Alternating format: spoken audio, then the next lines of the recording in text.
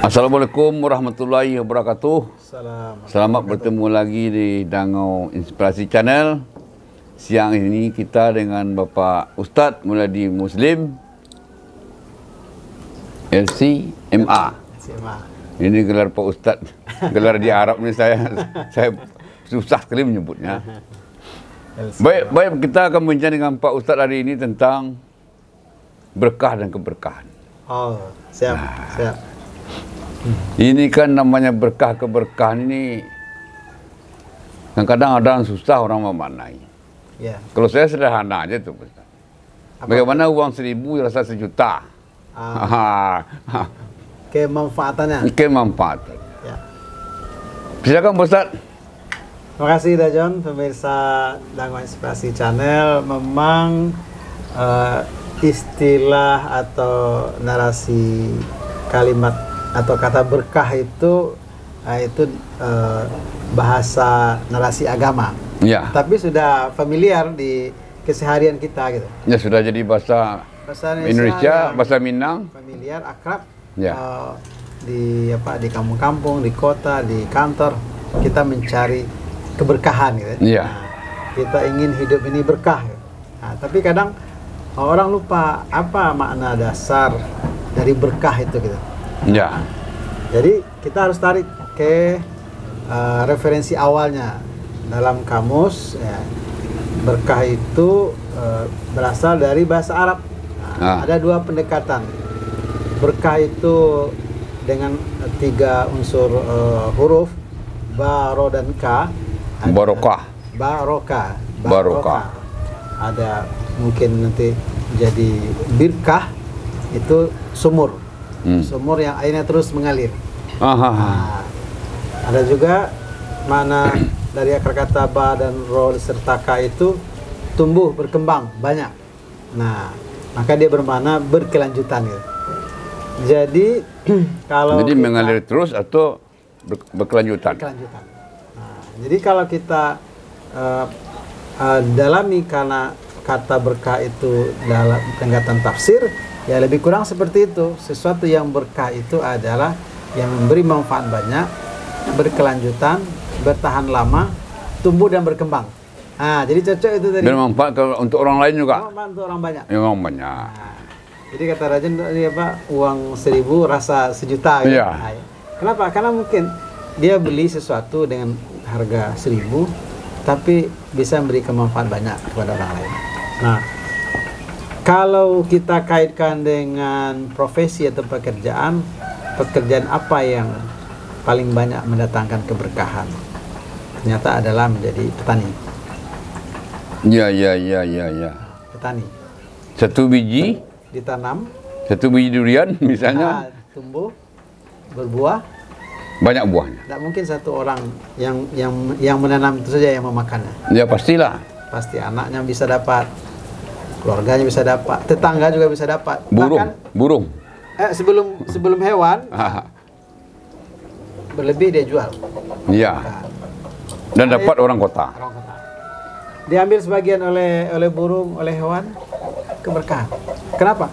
Karena kata Rasulullah SAW, fala yaghrisu muslim gharsan fayakulu minhu insan aw dabbah aw hayawan falahu ajrun aw sadaqah.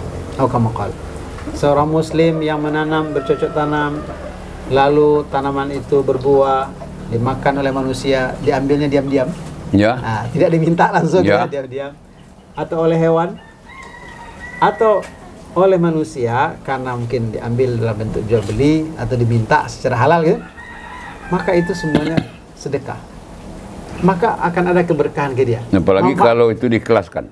Apalagi. Nah, jadi kita ingin hidup ini berkah. Bukan apa-apa. Ada keberkahan itu lewat menjadi petani. Ya. Kenapa? Karena tanaman yang kita tanam bermanfaat banyak. Bahkan Ibnu Hajar Asqalani dalam bukunya Fathul Bari, Syarah Muslim, hadis Bukhari, mengatakan bahwa pahala ini terus mengalir walaupun dia sudah meninggal. Nah, itu kan sama dengan wakaf, sedekah jariah. Dia menanam pohon kayak tadi durian atau mangga atau rambutan, ya, atau kelapa, dia mungkin sudah meninggal, tapi tanaman ini masih saja berbuah. Buahnya dimakan oleh anaknya, oleh keluarganya, atau oleh orang lain. Orang lain dapat manfaat, dia sudah meninggal, tetap mengalir pahalanya. Fayastamirul ajr, kata Ibnu Hajar Asqalani, terus mengalir pahalanya selama dia masih berbuah atau memberikan manfaat. Ah, itulah berkah. Kalau kita jadi kadang begini Ustaz, biji buah-buahan itu ya, dibawa oleh burung atau dibawa oleh kera ke tempat lain, tumbuh di sana. tetap mengalir ke Itu berkah. sumber pertama yang menanam. Itu keberkahan kan? Ya, berarti mengalir terus menerus. Nah, mohon maaf tadi. Apakah misalnya kita jadi pegawai atau pedagang, kita mati atau kita pensiun, apakah akan ada yang terus mengalir manfaat keberkahannya? Kecil peluangnya kan? Ya kecuali kita menanam. Ya, kalau menanam, walaupun kita sudah mati, sudah hancur lebur di dalam di telan tanah, tapi usaha kita yang kita menanam dengan tangan kita sendiri, dia berbuah. Selama buah itu memberikan manfaat kepada orang lain, kepada hewan, kepada binatang, dia mendatangkan keberkahan. Pahala untuk orang yang sudah meninggal atau kita masih hidup bermanfaat banyak. Nah, itulah keberkahan. Jadi kalau kita review diskusi kita sebelumnya, muliakah jadi petani? Mulia. Kenapa? Karena ada keberkahan. Bahagia kan jadi petani? Bahagia kan jadi petani? Bahagia. Kenapa? Karena ada keberkahan di situ. Maka dalam agama juga diajarkan, kalau kita akan makan, kenapa doanya kita ingin dapat keberkahan? Ya. Allahumma barik lana fima razaqtana, ya Allah, berikanlah kami keberkahan dari rezeki ini, dari makanan, dari tanaman yang kita makan. Kenapa? Karena keberkahan itu ada. Tapi kalau kita lupa, kita anggap ini karena kehebatan kita, karena skill kita, lupa diri, tidak bersyukur, hilang keberkahan. Nah, salah satu indikasi tidak berkah, Pak, kita makan dari usaha kita sendiri, kita yang mengolah, kita yang masak, tapi tidak baca doa, lupa baca doa, lupa minta keberkahan, lupa baca bismillah, lupa. Sudah 2-3 piring makan, belum kenyang-kenyang juga, itu hilang berkah itu. Jadi jangan dianggap sepele berdoa ketika memakan makanan itu gitu. Sehingga kebanyakan makan. Karena kita mencari keberkahan. Akhirnya gula darah tinggi. Padahal keberkahan itu ada pada makanan dari hasil usaha kita sih, bercocok tanam. Orang kota juga begitu. Kalau dia ingin dapat keberkahan, maka bertemanlah dengan petani. Atau setidaknya bertanam gitu. Bertanamlah dia. Nah, niatkan. Ada orang tuh, Ustaz, mulai dari lahir sampai mati tidak pernah bertanam, Ustaz. Ada orang. Ya, pasti gersang hidupnya kan. Apa salahnya bertanam? Bumi ini diciptakan oleh Allah, dihamparkan subur.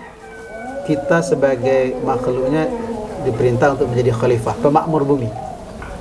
Bukan hewan atau binatang yang akan memakmurkan bumi ini, kita manusia. Nah, yang paling cocok untuk memakmurkan bumi ini adalah dengan bercocok tanam. Kalau misalnya kita menggali hasil pertanian, hasil bumi, emas, perak, tambang macamnya, bisa jadi merusak lingkungan alam. Tapi kalau bercocok tanam, apalagi kita berusaha bercocok tanam dengan pendekatan organik, tidak ada pestisida segala macam. Oh, terasa sekali. Ya, bertani tidak membunuh. Tidak membunuh. Bertani tidak merusak alam. Menjaga ekosistem alam. Itu akan lebih berkah lagi. Lebih berkah lagi. Ya.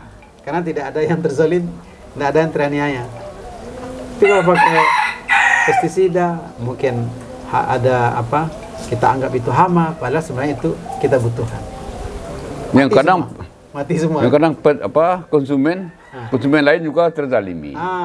Kalau misalnya ternyata ada zat racun yang membahayakan kesehatan, dimakan oleh orang lain. Kita menzalimi orang. Padahal sebagaimana Allah merintahkan, agama ini harus dipelihara, ditegakkan, nyawa juga harus dipelihara.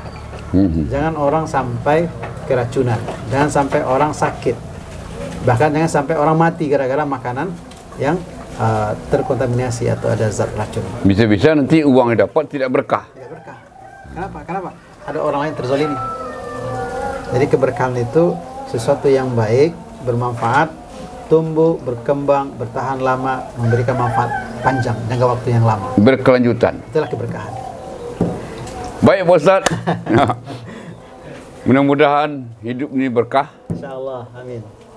Dengan Dan menjadi petani. iya, bertanamlah sebelum ditanam. Terima kasih. Banyak maaf. Assalamualaikum warahmatullahi wabarakatuh. Terima kasih Pak Ustaz. Sama-sama. Video kami kali ini, terima kasih sudah menonton. Jangan lupa untuk like, komen, dan subscribe untuk mengikuti perkembangan terbaru dari channel ini. Sampai jumpa di video selanjutnya.